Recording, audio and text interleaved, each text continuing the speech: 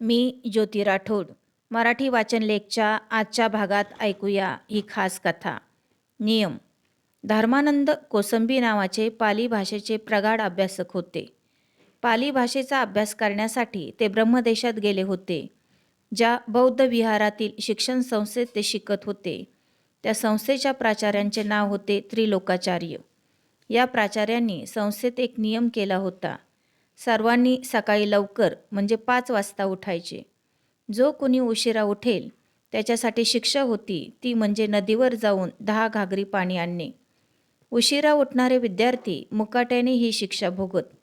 एके दिवशी पहाटे धर्मानंद कोसंबी नेहमीप्रमाणे लवकर उठले.